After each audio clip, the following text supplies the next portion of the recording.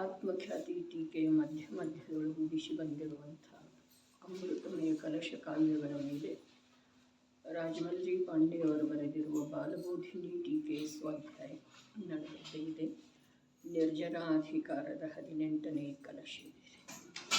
ಜ್ಞಾತೃಕ್ತಾದ್ರವಿಹಾಸ್ಥಿತಸ್ಯ ವಶತೋ ಯಸ್ಯ ಸ್ವಭಾವೋ ಧಿಯಃ ಕರ್ತುಂ ನೈಷ ಕಥಂ ಜನಾಪಿ ಪರೈಃ ಅನ್ಯದೃಶಃ ಶಕ್ಯತೆ ಅಜ್ಞಾನಂ ನ ಕದಾಚನಾಪಿ ಭವೇತ್ ಜ್ಞಾನಂ ಭವತ್ಸಂತತಂ ಜ್ಞಾನಿಮೋಕ್ಷಪರಾಪರಾಧಜನಿತೋ ನಾಸ್ತೀಹ ಬಂಧಸ್ತವ. ಸಂತತಂ ಭವತ್. ಹೇಗಿದೆ ಜ್ಞಾನವು? ಪ್ರಶ್ನೆ ಇದೆ. ಸಂತತಂ ಭವತ್, ಶಾಶ್ವತ ಶುದ್ಧತ್ವ ರೂಪವಾಗಿ ಜೀವದ್ರವ್ಯವು ಪರಿಣಮಿತವಾಗಿದೆ. ಮಾಯೆಯ ಜಾಲದ ಹಾಗೆ ಕ್ಷಣವಿದ್ದು ನಾಶವಾಗುವಂಥದ್ದಿಲ್ಲ. ಮುಂದೆ ದೃಷ್ಟಾಂತದ ಮೂಲಕ ವಸ್ತುವಿನ ಸ್ವರೂಪವನ್ನು ಸಾಧಿಸುತ್ತಾರೆ. ಹಿ ಯಸ್ಯ ವಶತಃ ಯಃ ಯಾದೃಕ್ ಸ್ವಭಾವಃ ತಸ್ಯ ತಾದೃಕ್ ಇಹ ನಾಸ್ತಿ. ಯಾವ ಕಾರಣದಿಂದ ಪ್ರತಿಯೊಂದು ವಸ್ತುವಿನ ಯಾವ ಸ್ವಭಾವದಂಥ ಸ್ವಭಾವವಿದೆ, ಅದು ಅನಾದಿ ನಿಧನವಿದೆ. ಆ ವಸ್ತುವಿನದು ಅದೇ ಪ್ರಕಾರವಿದೆ. ಯಾವುದು ಪ್ರಗಟ ಇದೆಯಲ್ಲ, ಜೀವದಲ್ಲಿ, ಸಮ್ಯಕ್ ದೃಷ್ಟಿ ಜೀವದಲ್ಲಿ, ಧರ್ಮಾತ್ಮ ಜೀವದಲ್ಲಿ ಯಾವುದು ಪ್ರಗಟ ಅನುಭವದಲ್ಲಿ ಬಂದಿದೆಯಲ್ಲ ಸ್ವಭಾವ, ಅಂಥದೇ ವಾಸ್ತವಿಕ ಸ್ವಭಾವಿದೆ. ಅನಾದಿ ನಿಧನ ಸ್ವಭಾವ ಅಂಥದೇ ಇದೆ. ಅದ ವಾಸ್ತವದಲ್ಲಿ ಆತ್ಮಜ್ಞಾನದಿಂದ ಅನುಭವದಿಂದ ಶೂನ್ಯ ಇರುವಂಥ ಜೀವರುಗಳ ಸಲುವಾಗಿ ಕಥನ ಇಲ್ಲ. ಸ್ವಭಾವದಂಥ ಸ್ವಭಾವವಿದೆ. ಯಾವುದು ಪ್ರಗಟ ಆಗಿದೆಯಲ್ಲ, ಕೇವಲ ಜ್ಞಾನ ಪ್ರಗಟ ಆಗಿರೋ ಮಾತು ಬೇರೆ.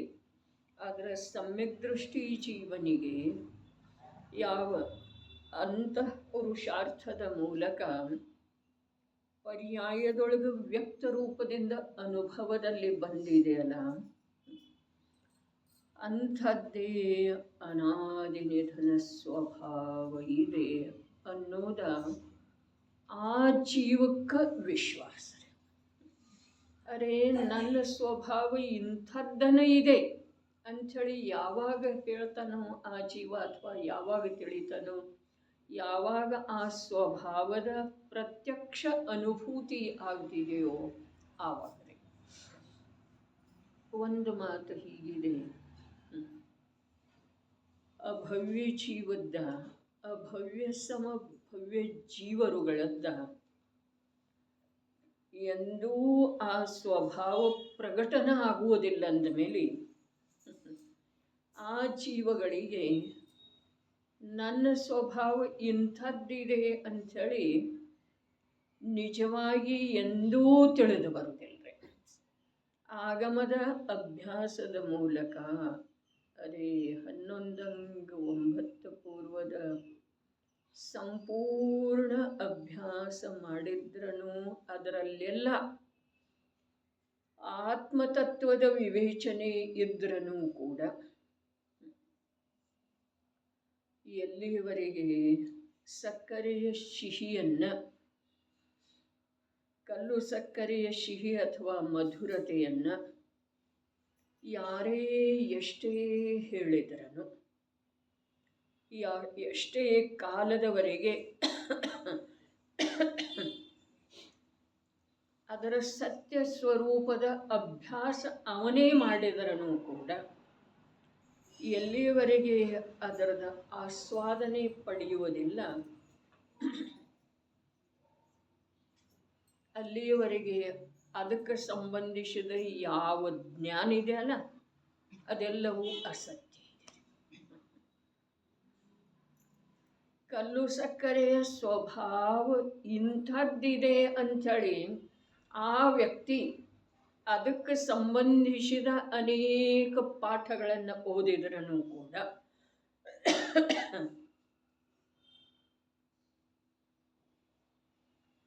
ಆ ಕಲ್ಲು ಸಕ್ಕರೆಯನ್ನು ಪ್ರತ್ಯಕ್ಷ ಆಸ್ವಾದಿಸಿ ಅನೇಕ ಜೀವರುಗಳ ತಿಳಿಸಿಕೊಟ್ರೂ ಕೂಡ ಅವನಿಗೆ ತಿಳಿದನು ಬಂದ್ರೂ ಕೂಡ ಕಲ್ಲು ಸಕ್ಕರೆಯ ಸ್ವಭಾವದ ಪರಿಚಯ ಅವನಿಗೆ ಇಲ್ಲ. ಅರೆ ಇದರದ ವಿಚಾರ ಮಾಡಿ ನೋಡೋದ ಸತ್ಯ ಇದೆಯೇನ ಅಂಥೇಳಿ.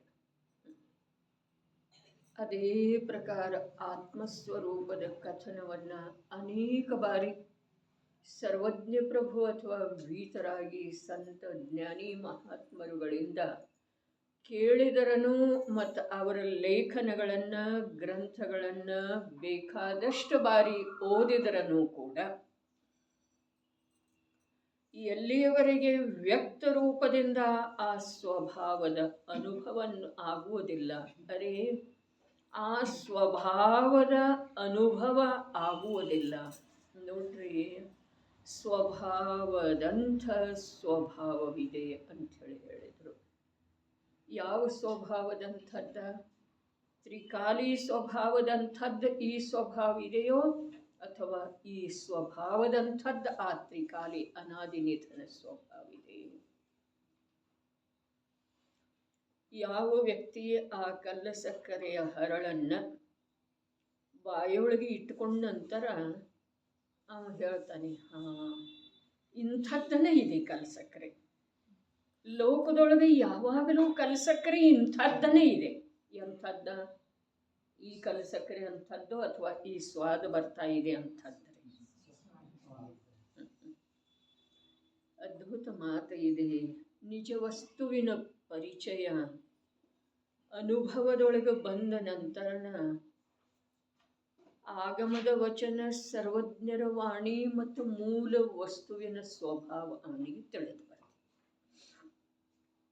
ಹಾಗಾದರೆ ಈಗ ಅತ್ಯಂತ ಪ್ರಾಮಾಣಿಕತೆಯಿಂದ ಹೇಳೋದ,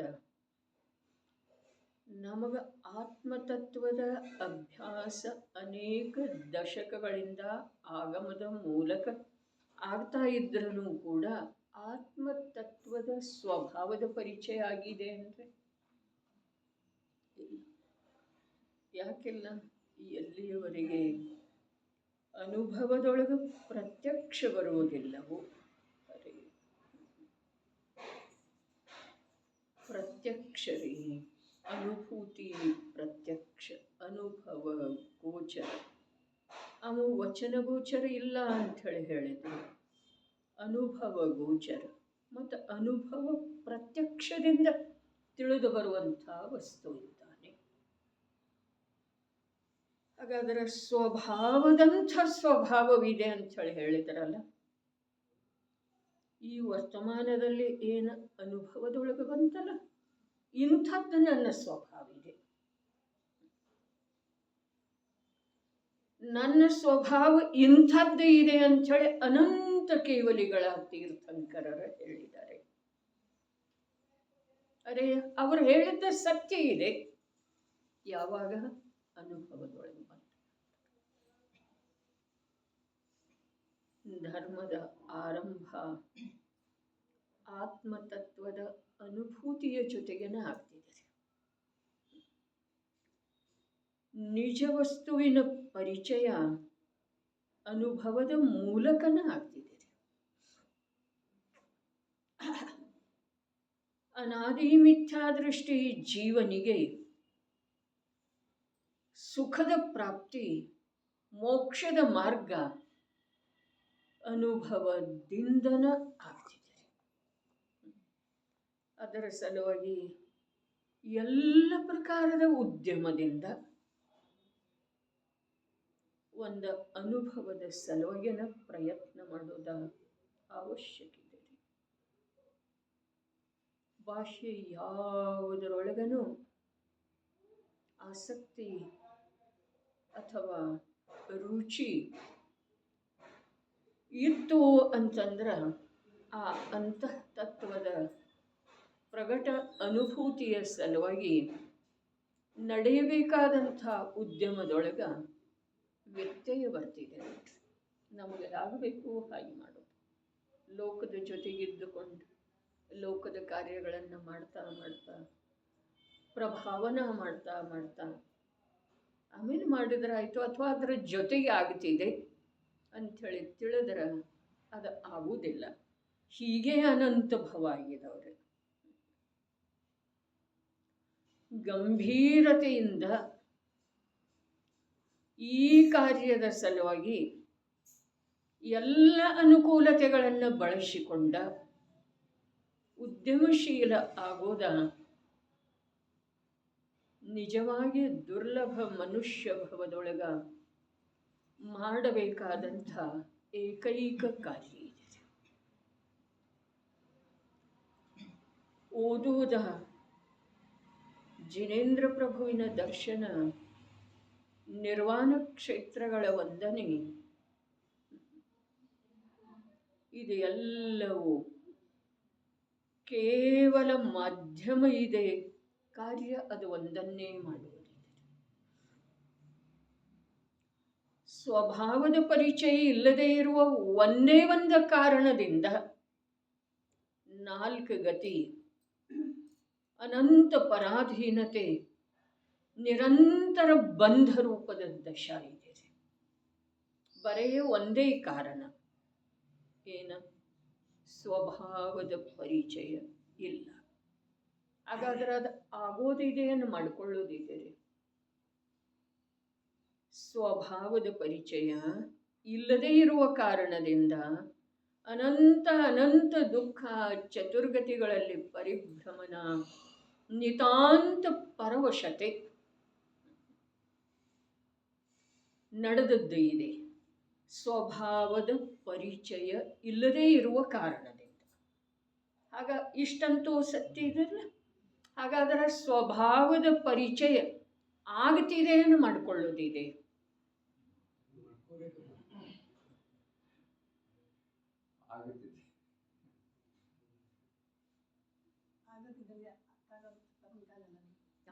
ಆಗ್ತಿದೆ. ಆದರೆ ಇದುವರೆಗೆ ಯಾಕೆ ಮಾಡಲಿಲ್ಲ? ಪ್ರಶ್ನೆ ಇದೆ ರೀ ನಿಮ್ಗೆ. ಅರೆ ನೋಡ್ರಿ, ಸಂಯೋಗ, ದೇವಶಾಸ್ತ್ರ ಗುರುವಿನ ಸಂಯೋಗ ಸಿಗುತ್ತಿದೆ. ಆದ್ರೆ ಸ್ವಭಾವದ ಪರಿಚಯ ಆಗುವುದಿಲ್ಲ, ಮಾಡ್ಕೊಳ್ಬೇಕಾಗ್ತದೆ. ಸ್ವಭಾವದ ಪರಿಚಯ ಆಗಮದಿಂದ ಮಾಡ್ಕೋಬೇಕು. ಅವನಿಗೆ ಹಾಂ, ಆಗಮದಿಂದನ, ದೇವನ ಸಾನ್ನಿಧ್ಯದಿಂದನ. ಅರೆ ಮನುಷ್ಯನಿಗೆ ಉಪದೇಶ ಇದೆ ರೀ, ಜೈನನಿಗೆ ಉಪದೇಶ ಇದೆ, ಅಥವಾ ಜೈನತ್ವಕ್ಕೆ ಯಾರು ವಿಮೋಹಿತ ಇದ್ದಾರೋ ಅಂಥ ಜೀವನಿಗೆ ಉಪದೇಶ ಇದೆ ರೀ. ನಿನ್ನೆ ಬಂದಿತ್ತಲ್ಲ ಕೊನೆಗೆ ಏನು ಬಂದಿತ್ತು? ನಿನ್ನೆ ಏನು ಕೊನೆಗೆ ಬಂದಿತ್ತು ಕಥನದೊಳಗಿಲ್ಲಿ? ನಿಮ್ಮ ವಾಚನದೊಳಗಲ್ಲ, ಇಲ್ಲಿ ನಿನ್ನೆ ಕಥನದೊಳಗೆ ಕೊನೆಗೆ ಏನು ಬಂದಿತ್ತು ರೀ?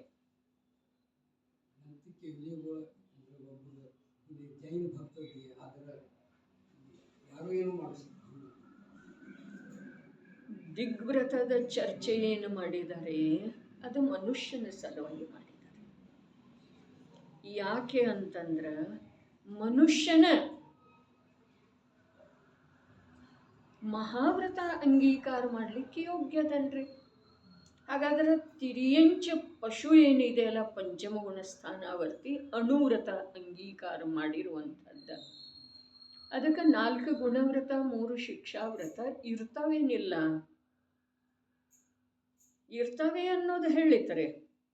ಹೇಗಿರ್ತವೆ ಅಂತಂದ್ರೆ ಅದರ ಆ ಯಾವ ಅಣುವ್ರತ ಅಂಗೀಕಾರ ಮಾಡಿರುವಂಥ ಜ್ಞಾನದ ನಿರ್ಮಲತೆ ಇದೆಯಲ್ಲ, ಆ ಜ್ಞಾನದ ಬಲದಿಂದ ಜ್ಞಾನದೊಳಗೆ ಇರ್ತಾವ್ರಿ.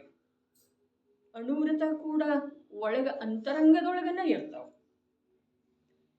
ಆದರೆ ಇದೆಲ್ಲ ವಿವೇಚನೆ, ದಿಗ್ವ್ರತ, ದೇಶವ್ರತ, ಅನರ್ಥ ದಂಡ ತ್ಯಾಗ, ಇವೆಲ್ಲ ಯಾರ ಸಲುವಾಗಿ ಮಾಡಿದ್ದಾರೆ? ಮಹಾವ್ರತ ಅಂಗೀಕಾರ ಮಾಡುವಂಥ ಯೋಗ್ಯತೆ ಇರುವ ಮನುಷ್ಯನ ಸಲುವಾಗಿ.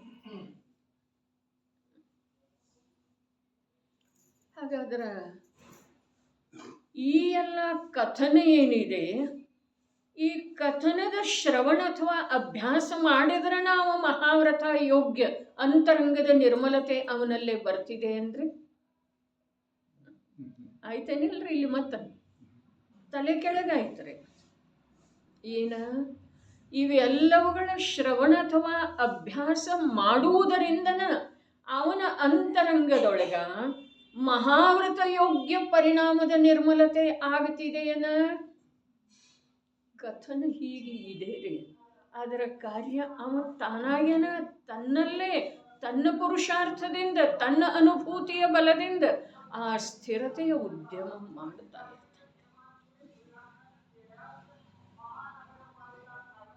ಅದರ ಸಲುವಾಗಿ ಒಂದೇ ಒಂದು ಮಾತು ಇದೆ ರೀ, ಕೇಳಬೇಕು ಅನ್ನುವ ಆಗ್ರಹ ಇಲ್ಲ, ವಿಚಾರ ಮಾಡಬೇಕು ಅನ್ನುವ ಆಗ್ರಹ ಇಲ್ಲ, ಒಪ್ಪಬೇಕು ಅನ್ನೋದಂತೂ ಇಲ್ಲವೇ ಇಲ್ರಿ. ಅದರ ಮಾತು ಒಂದು ಇದೆ, ಆಗಮದ ಸಂಯೋಗ ಮಹಾಭಾಗ್ಯದಿಂದ ಆದ ನಂತರ ಆ ಆಗಮದ ಸಾರ ಒಂದು ಸ್ವಭಾವದ ಪರಿಚಯವೇ ಇದೆ ಅಂಥೇಳಿ ಲಕ್ಷ್ಯದೊಳಗೆ ಬಂದ ನಂತರ ಒಂದು ಸ್ವಭಾವದ ಪರಿಚಯ, ನಿಜ ಸ್ವಭಾವದ, ತನ್ನ ಸ್ವಭಾವದ ಪರಿಚಯ ಆಗದೇ ಇರುವ ಒಂದೇ ಒಂದು ಕಾರಣದಿಂದ ಈ ಜೀವದ ದುಃಖ, ಪರಾಧೀನತೆ, ಚತುರ್ಗತಿಗಳ ಪರಿಭ್ರಮಣ ಬಿಟ್ಟು ಹೋಗೋದು ಸಾಧ್ಯ ಇಲ್ಲ ಅನ್ನುವ ನಿಷ್ಕರ್ಷ ಆಗಮದಿಂದ ಹೊರಟ ನಂತರ ನಮ್ಮ ಕರ್ತವ್ಯ ಏನಿದೆ ಅದರದ ನಿರ್ಣಯ ನಾವು ಮಾಡೋದ. ಆ ಕರ್ತವ್ಯದೊಳಗ ಒಂದೂ ಸಮಯ ನಿರರ್ಥಕ ಆಗದೇ ಇರುವ ಹಾಗೆ ಉದ್ಯಮ ಮಾಡುತ್ತ, ಉಳಿದದ್ದೇನು ಮಾಡೋದೇನಿಲ್ಲ, ಬಸ್ತಿಗೆ ಹೋಗೋದೇನಿಲ್ಲ, ಸ್ವಾಧ್ಯಾಯಕ್ಕೆ ಬರೋದೇನಿಲ್ಲ, ಈ ಯಾವ ಪ್ರಶ್ನೆ ಇಲ್ಲ. ಜೀವದ ಕರ್ತವ್ಯ ಏನಿದೆ ಅಂತಂದ್ರೆ ಬಸ್ ತನ್ನ ಸ್ವಭಾವವನ್ನ ಎಲ್ಲ ಪ್ರಕಾರದ ಅವಸರ ಬಂದಿದೆ ಅಂಥೇಳಿ ಏನು ಹೇಳಿದ್ರಲ್ಲ, ಅದು ಎಲ್ಲದರ ಉಪಯೋಗ ಮಾಡಿಕೊಂಡ, ಅದು ಎಲ್ಲದರದ ಸಹಕಾರ ತಗೊಂಡ ಬಸ್ ಒಂದು ಅಂತಃ ತತ್ವವನ್ನ, ನಿಜ ಸ್ವಭಾವವನ್ನ, ಅನಾದಿ ನಿಧನ ಸ್ವಭಾವವನ್ನು ತಿಳ್ಕೊಳ್ಳೋದಿದೆ. ಇದನ್ನು ಬಿಟ್ಟು ನಾವು ಅನ್ಯ ಅನೇಕ ಮತ್ತು ಅನೇಕಾನೇಕ ಕಾರ್ಯಗಳನ್ನು ಮಾಡಿದರನೂ ಕೂಡ ಆ ಮೂರರಿಂದ ಬಿಡುಗಡೆ ಹೊಂದೋ ಸಾಧ್ಯ. ಏನ? ಅನಂತ ದುಃಖ, ಚತುರ್ಗತಿ, ಭ್ರಮಣ, ಪರವಶತೆ, ನಿತಾಂತ ಪರವಶತೆ. ಮತ್ತು ಅವುಗಳದ್ದು ನಮಗೆ ಸ್ವರೂಪ ತಿಳಿದು ಬಂದಿತ್ತು ಅಂತಂದ್ರೆ ಈ ಉದ್ಯಮದೊಳಗ ನಾವು ನಿರಂತರ ಪ್ರಯತ್ನಶೀಲ ಆಗಲಿಕ್ಕೆ ಆ ನಮ್ಮ ತಿಳುವಳಿಕೆನ ಕಾರಣ ಆಗೋದಿದೆ. ವ್ರತ ಕೊಟ್ರೆ, ಪ್ರತಿಜ್ಞೆ ಮಾಡಿದ್ರೆ ಆಗುವುದಿಲ್ಲ. ಅವುಗಳ ಸ್ವರೂಪ ನಮ್ಮ ತಿಳುವಳಿಕೆಯೊಳಗೆ ಬರಬೇಕು. ಯಾವುಗಳದ್ದ? ಚತುರ್ಗತಿ ಭ್ರಮಣದ್ದು, ಅನಂತ ದುಃಖದ್ದು, ನಿತಾಂತ ಪರವಶತೆ. ಸ್ವರೂಪ ನಮ್ಮ ತಿಳುವಳಿಕೆಯೊಳಗೆ ಬಂತು ಅಂತಂದ್ರೆ ಅವುಗಳಿಂದ ಬಿಡುಗಡೆ ಹೊಂದುವ ಏಕಮೇವ ಅದ್ವಿತೀಯ ಉಪಾಯ ಏನು ಹೇಳಿದರೋ ಆ ಉಪಾಯದೊಳಗ ನಾವು ಕರ್ತವ್ಯಶೀಲ ಆಗೋ ಸಾಧ್ಯ.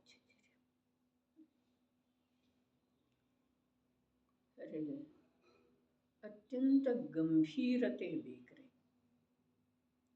ಗಂಭೀರತೆ ಅಂದರೆ ಏನ?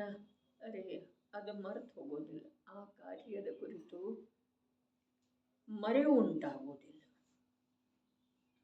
ಉಳಿದ ಯಾವ ಕಾರ್ಯದೊಳಗ ಸಂಪೂರ್ಣ ರೂಪದಿಂದ ತೊಡಗೋದಿಲ್ಲ. ಅದರ ಹೆಸರು ಗಂಭೀರತೆ.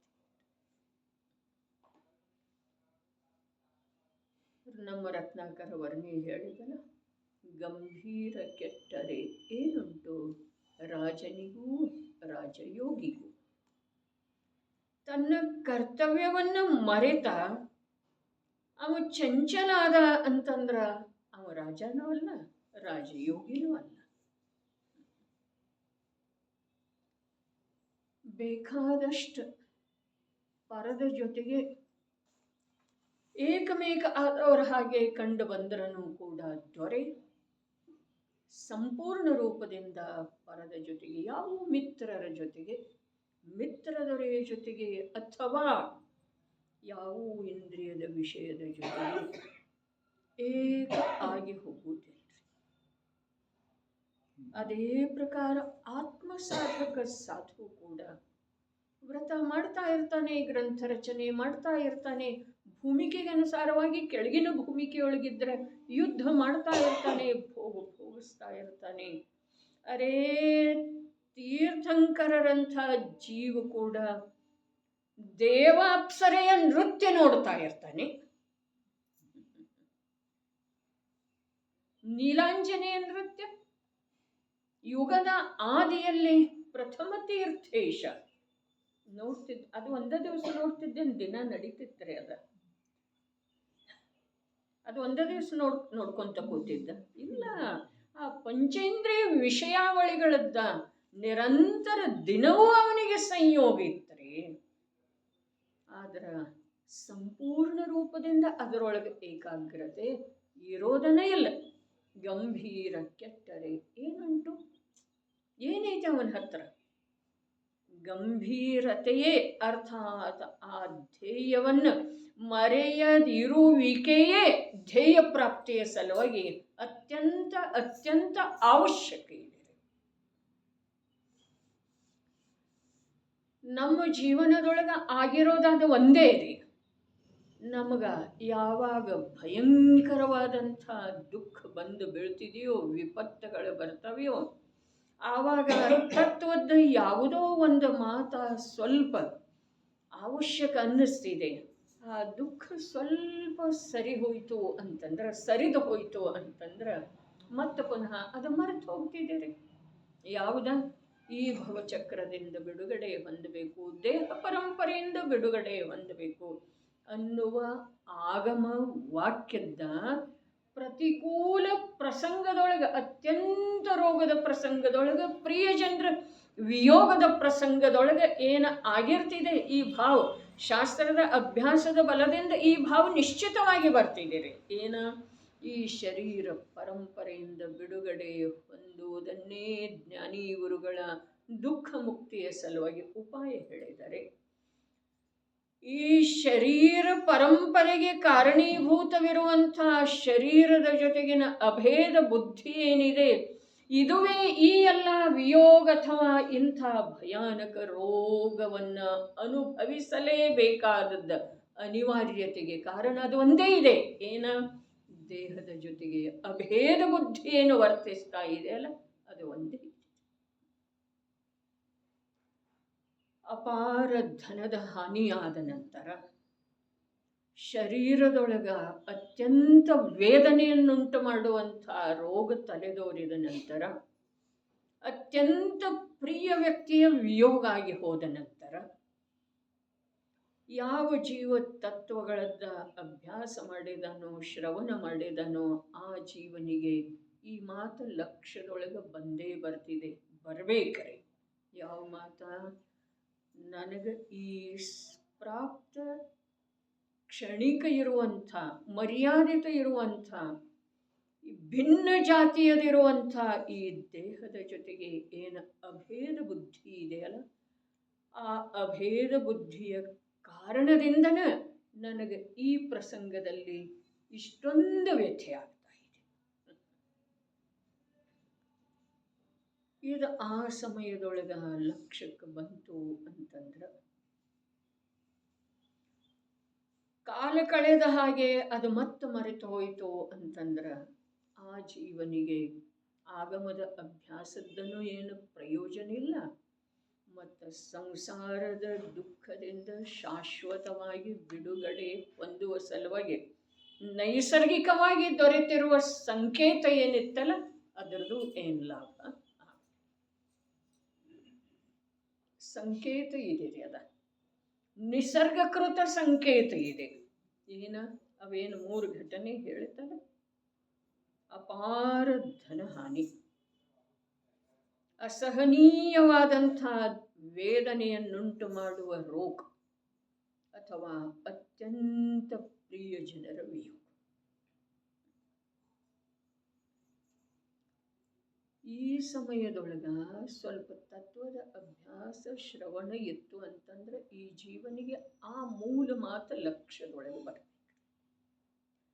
ಬಂದ ನಂತರ ಕೂಡ ಅದ ಕಾಲಾಂತರದಿಂದ ಮರೆತು ಹೋಗಬಾರ್ದು. ಅದು ಲಕ್ಷ್ಯದೊಳಗನೆ ಬರಲಿಲ್ಲ ಅಂದ್ರೆ ಶಾಸ್ತ್ರ ಸ್ವಾಧ್ಯಾಯ ನಿರರ್ಥಕ ಇದೆ. ಮತ್ತು ಅದು ಕಾಲಾಂತರದಿಂದ ಮರೆತು ಹೋಯಿತು ಅಂತಂದ್ರೆ ನಿಸರ್ಗ ನೀಡಿರುವ ಸಂಕೇತ ನಿರರ್ಥಕ. ಪರಸ್ಪರ ಉಪಗ್ರಹೋ ಜೀವಾನಾಂ ಅಂಥೇಳಿ ಏನು ಹೇಳಿದಾರಲ್ಲ, ಅದರ ತಾತ್ಪರ್ಯ ಇದುವೇ ಇದೆ. ನೈಸರ್ಗಿಕವಾಗಿ ಅರ್ಥಾತ್ ಪುಣ್ಯ ಪಾಪಗಳ ಉದಯ ಯಾವ ರೀತಿ ಬದಲಾಗ್ತಿದೆ ಅನ್ನೋದರ ಮೂಲಕ ಈ ಜೀವನಿಗೆ ಸ್ವಭಾವ ಸನ್ಮುಖ ಆಗುವುದರದ್ದು ಒಂದು ಉಪದೇಶ ಅನ್ರಿ, ಸಂಕೇತ ಅನ್ರಿ. ಆದರೆ ಈ ಜೀವ ಯಾವುದರ ಕಡೆಗೇನೋ ಲಕ್ಷ್ಯವನ್ನೇ ಕೊಡಲಿಲ್ಲ ಅಂತಂದ್ರೆ ಈ ಜೀವದ್ದು ಏನೂ ಆಗುವ ಹಾಗೆ. ಏನು ಹೇಳಿದರಲ್ಲಿ ಸ್ವಭಾವದಂಥ ಸ್ವಭಾವ, ಪೂರಾ ವಾಕ್ಯ ನೋಡ್ರಿ.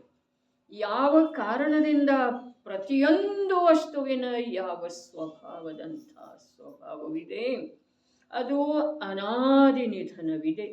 ಆ ವಸ್ತುವಿನದು ಅದೇ ಪ್ರಕಾರವಿದೆ. ಜೀವ ವಸ್ತುವಿಂದ ಶುದ್ಧ ನಿರಾಕುಲ ಶಾಂತಿಯ ಅನುಭವ ಜ್ಞಾತ ದೃಷ್ಟಾರೂಪದ ಪರಿಣಮನ ಆಗುವಂಥದ್ದೇ ಸ್ವಭಾವ ಇದೆ ರೀ. ಆದರೆ ಯಾವಾಗ ಆಯ್ತಲ್ಲ ಆವಾಗನ ನನ್ನ ಸ್ವಭಾವ ಇಂಥದ್ದಿದೆ, ಪ್ರತಿಯೊಂದು ಜೀವದ ಸ್ವಭಾವ ಇಂಥದ್ದಿದೆ. ಅನಂತಕ್ಕೆ ಕೇವಲಿಗಳ ಹೇಳಿರುವಂಥ ಜೀವತತ್ವದ ಸ್ವಭಾವ ಇಂಥದ್ದು. ಅಂಥೇಳನ ಸ್ವಾನುಭೂತ್ಯ ಚಕಾಸತೆ, ಅದರದ್ದನ ಇದು ಟೀಕಾ ಇದೆ ರೀ. ಅಲ್ಲ, ಅದು ಒಂದು ಕಲಶದ್ದನ. ನಮಃ ಸಮಯ ಸಾರಾಯ ಸ್ವಾನುಭೂತ್ಯ ಚಕಾಸತೆ. ಅಮೃತ ಚಂದ್ರಾಚಾರ್ಯ ದೇವರ ಸ್ವಯಂ ಅಮೃತದ ಪಾನ ಮಾಡ್ತಾ ಮಾಡ್ತಾ ಜಗತ್ತಿಗೆ ಅವರವರ ಅಮೃತ ನಿಧಿಯನ್ನು ತೋರಿಸಿಕೊಡುವಂಥ ಮಹತ್ ಕಾರ್ಯ ಮಾಡಿ ಹೋಗಿದ್ದಾರೆ.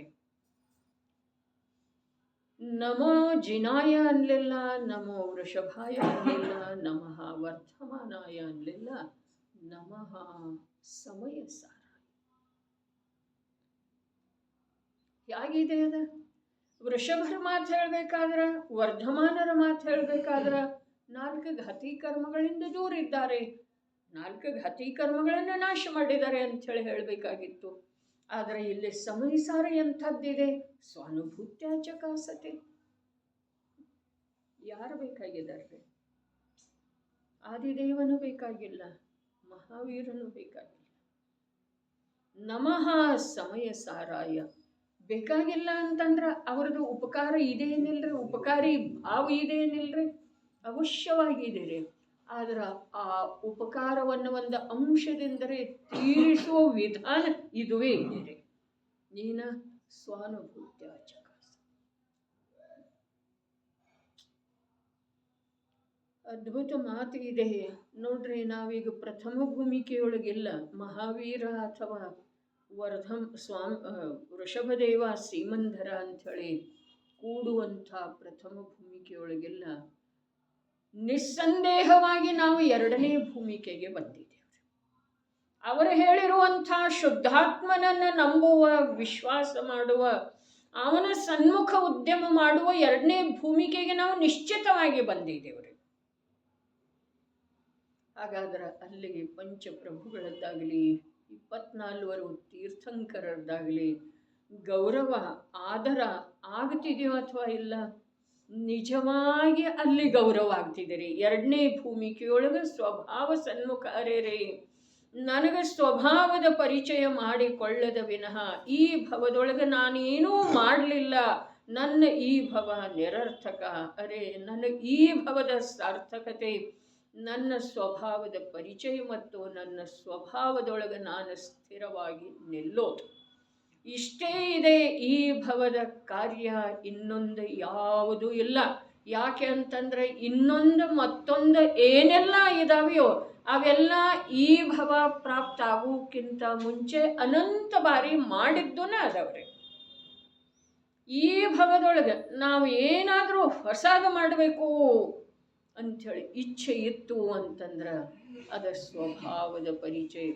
ಅರೆ ದೇಹದಲ್ಲಿ ಇದ್ರೂ ದೇಹಾತೀತ, ವಿಕಲ್ಪ ರೂಪ ಪರಿಣಮನ ಮಾಡಿದ್ರೂ ಕೂಡ ವಿಕಲ್ಪದಿಂದ ಅಸ್ಪೃಷ್ಟ ಭಿನ್ನ ಜ್ಞಾತ ಸ್ವಭಾವ ಚೈತನ್ಯ ಚೈತನ್ಯ ಚೈತನ್ಯ ಪ್ರಕಾಶ ಚೈತನ್ಯ ಚೈತನ್ಯ ಚೈತನ್ಯ ಆನಂದ ನಾನು ಇದ್ದೇನೆ.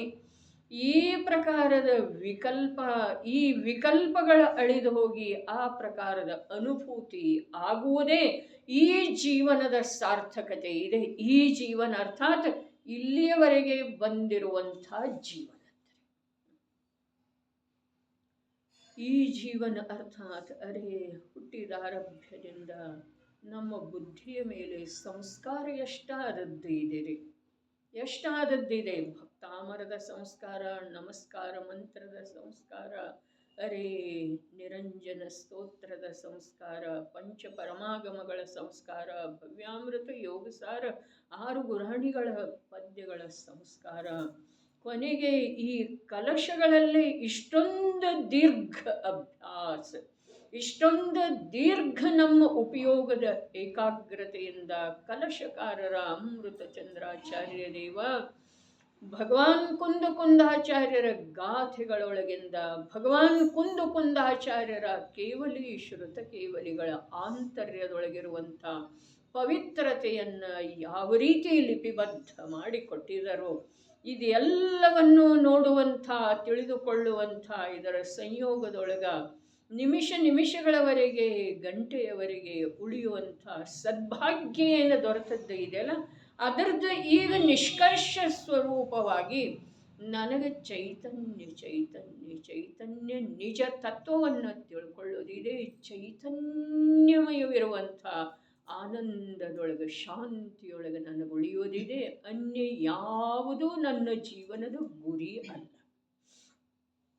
ನನ್ನ ಜೀವನದ ಧ್ಯೇಯ ಇನ್ನಾವುದೂ ಅಲ್ಲ. ಸಮಾಧಿ ಮರಣನೂ ಅಲ್ಲ, ಸಮ್ಯಕ್ ದರ್ಶನನೂ ಅಲ್ಲ, ಚಾರಿತ್ರನೂ ಅಲ್ಲ. ನನಗೆ ನನ್ನ ಚೈತನ್ಯ ಸ್ವಭಾವದೊಳಗೆ ಚೈತನ್ಯಾನಂದವನ್ನು ಭೋಗಿಸ್ತಾ ಉಳಿಯೋದಿದೆ. ಉಳಿದ ಯಾವ ಮಾತಿಲ್ಲ. ಯಾರಿಗೆ ಯಾವ ರೀತಿ ಸ್ವೀಕಾರ ಆಗ್ತಿದೆಯೋ, ಯಾರಿಗೆ ಯಾವ ರೀತಿ ನಿಮ್ಮ ಜ್ಞಾನದ ಯೋಗ್ಯತೆಯಿಂದ ತಿಳಿದು ಬರ್ತಿದೆಯೋ ಆ ಪ್ರಕಾರ ತಿಳ್ಕೊಂಡ ಗಂಭೀರ ಆಗೋದ ಅವಶ್ಯಕ ಇದೆ. ನನ್ನ ಒಂದೇ ಒಂದು ಧ್ಯೇಯ, ಅರೆ ನನ್ನ ಸ್ವರೂಪವನ್ನು, ಚೈತನ್ಯ ಸ್ವರೂಪವನ್ನು, ದೇಹದಿಂದ ಅಸ್ಪೃಷ್ಟ ಸ್ವರೂಪವನ್ನು, ರಾಗದಿಂದ ಅತೀತ ಸ್ವರೂಪವನ್ನು ನನಗೆ ತಿಳ್ಕೊಳ್ಳೋದಿದೆ, ಪ್ರತ್ಯಕ್ಷ ಅನುಭವ ಮಾಡೋದಿದೆ. ಬೇರೆ ಯಾವುದೂ ನನ್ನ ಕೆಲಸ ಅಲ್ಲ. ಬೇರೆ ಏನೇನಿದೆಯಲ್ಲ ಅದು ಆಗ್ತಾ ಇದೆ ರೀ, ಇದು ಒಂದನ್ನು ಮಾಡೋದಿದೆ. ಶರೀರ ವೃದ್ಧ ತಾನೇ ಆಗ್ತಾ ಇದೆಯೋ ಅಥವಾ ಇಲ್ಲ? ಹಾಗಾದರೆ ಶರೀರದೊಳಗಿನ ಯಾವ ಶಕ್ತಿ ನಿರೋಗತೆ ಇದೆ ಅದು ತಾನೇ ಇದೆಯನ್ನು ನಾವು ಕಾಯ್ಕೊಳ್ಳುವುದರಿಂದ ಇದೆ. ತಾನೇ ವೃದ್ಧ ತಾನೇ ಆಗ್ತಾ ಇದೆ ಅಂದಮೇಲೆ ಎಷ್ಟು ಶಕ್ತಿ ಸಬಲತೆ ನಿರೋಗತೆ ಇದೆ ಅದು ತಾನೇ ತನ್ನಿಂದನೇ ಇದೆ. ಧನ ತಾನೇ ಬರ್ತಾ ಇದೆ ಅನ್ನು ನಾವು ತರ್ತಾ ಇದ್ದೇವ್ರಿ.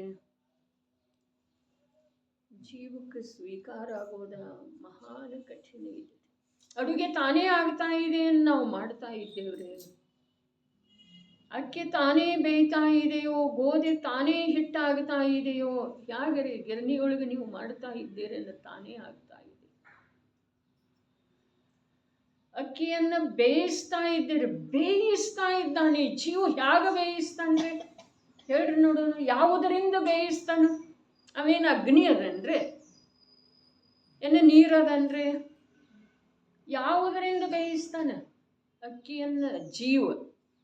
ಅರೆ, ಆಗ್ತಾ ಇರುವಂಥ ಕಾರ್ಯವನ್ನು ಮಾಡ್ತೇನು ಮಾಡಿದೇನು ಅನ್ನುವಂಥ ವ್ಯರ್ಥ ಮೂರ್ಖತೆಯನ್ನು ಬಿಟ್ಟ ಮಾಡಬೇಕಾದಂಥ ಕಾರ್ಯವನ್ನು ಮಾಡೋ ನೋಡಿ.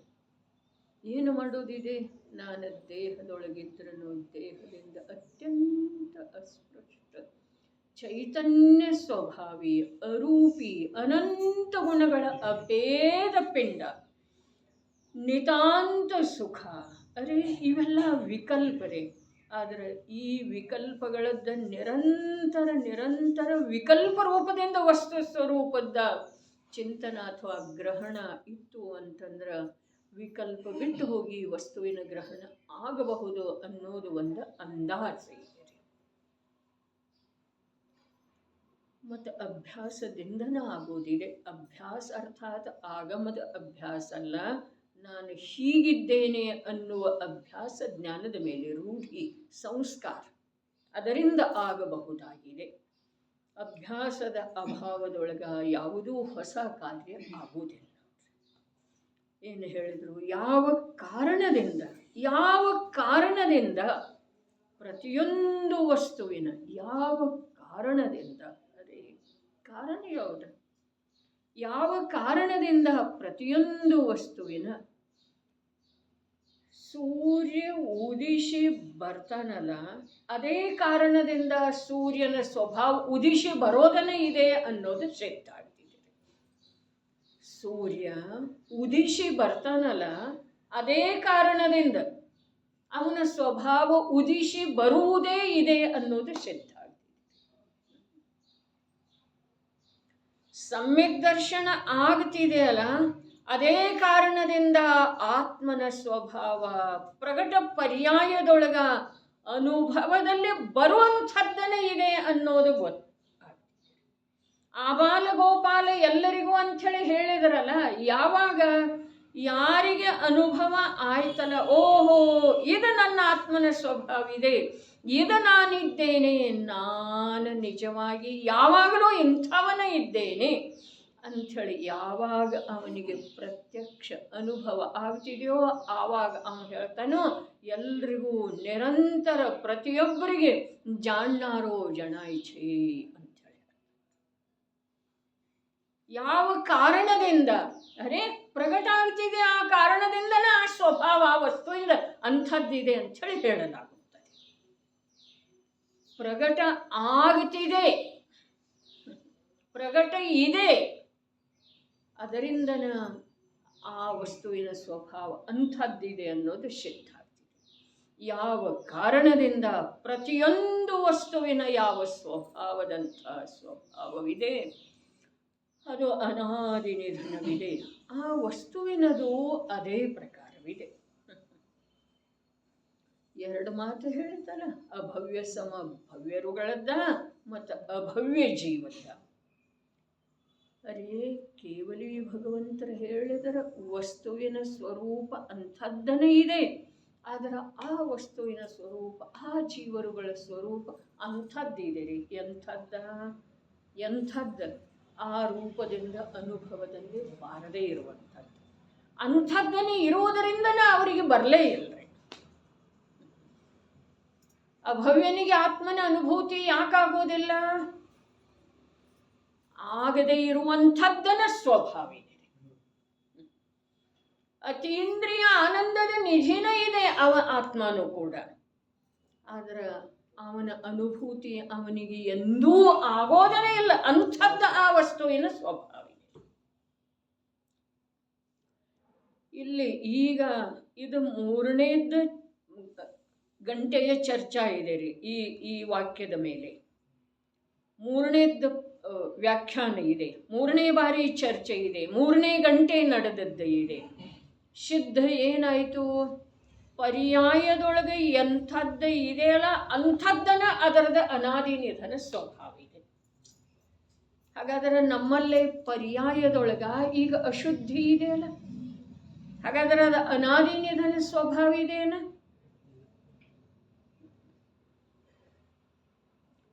ಎಲ್ಲಿಯವರೆಗೆ ಅದರದ ಅನುಭೂತಿ ನಿರಾಕುಲ ಶಾಂತಿಮಯ ಜ್ಞಾತ ದೃಷ್ಟ ರೂಪದ ಪರ್ಯಾಯ ಎಲ್ಲಿಯವರೆಗೆ ಪ್ರಕಟ ಆಗುವುದಿಲ್ಲವೋ ಅಂಥ ಯೋಗ್ಯ ಪರ್ಯಾಯ ಸ್ವಭಾವದ ಗ್ರಹಣ ಮಾಡಿ ಸ್ವಭಾವದ ರಸವನ್ನೆಲ್ಲ ಹೀರೆ ಅನುಭವ ಮಾಡುವಂಥ ಯೋಗ್ಯ ಪರ್ಯಾಯಿ ಎಲ್ಲಿಯವರೆಗೆ ಬರುವುದಿಲ್ಲವೋ ಅಲ್ಲಿಯವರೆಗೆ ಈ ಪರ್ಯಾಯಗಳದ್ದೆಲ್ಲ ಅನಾದಿ ನಿಧನ ಸ್ವಭಾವ ಇಂಥದ್ದನ್ನ ಇದೆ ರೀ.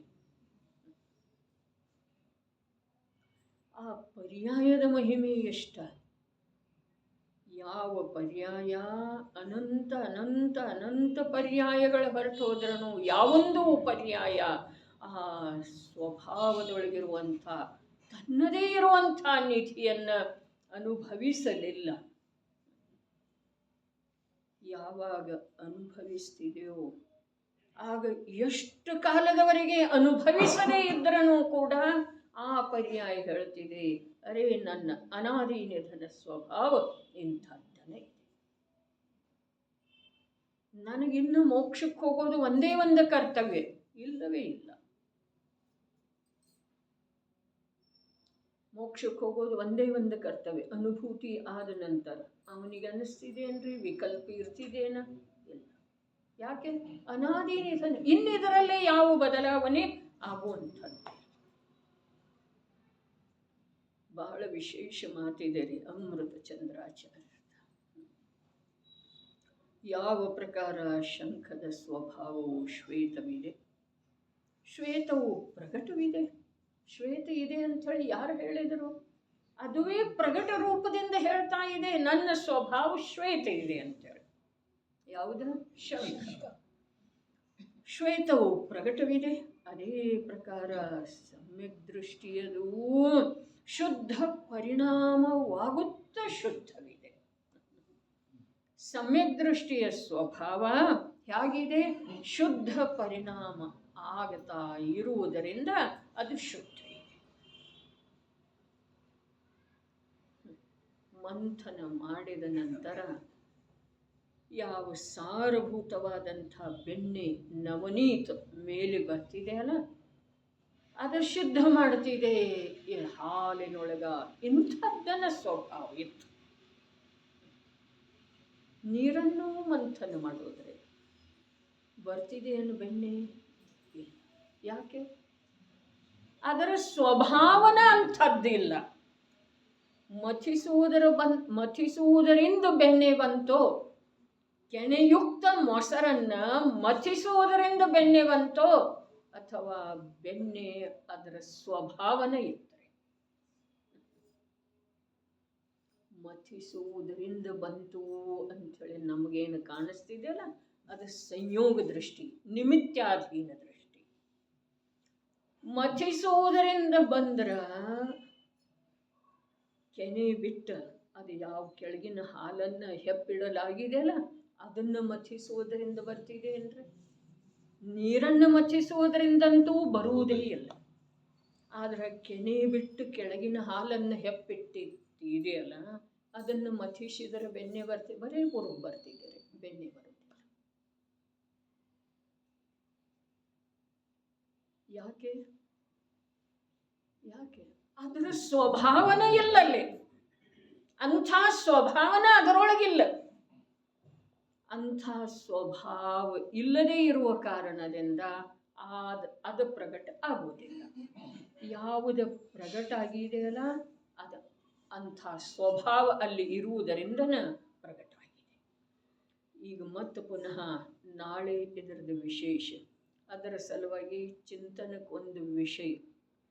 ಸ್ವಭಾವ ಪ್ರಗಟಾಗಿದೆ ಅಂತಂದ್ರೆ ದ್ರವ್ಯ ಸ್ವಭಾವ ಪ್ರಗಟಾಗಿದೆಯೋ ಪರ್ಯಾಯ ಸ್ವಭಾವ ಪ್ರಗಟಾಗಿದೆಯೋ, ದ್ರವ್ಯದೊಳಗಿಂದ ಪರ್ಯಾಯದೊಳಗೆ ಬಂದಿದೆಯೋ, ಪರ್ಯಾಯ ದ್ರವ್ಯ ಸನ್ಮುಖ ಆಗುವುದರಿಂದ ಪರ್ಯಾಯದೊಳಗನ ಆ ಪ್ರಕಾರದ ಯೋಗ್ಯತೆ ಇತ್ತು. ಈ ಎಲ್ಲ ಮಾತುಗಳತ್ತ ಸ್ವಲ್ಪ ವಿಚಾರ.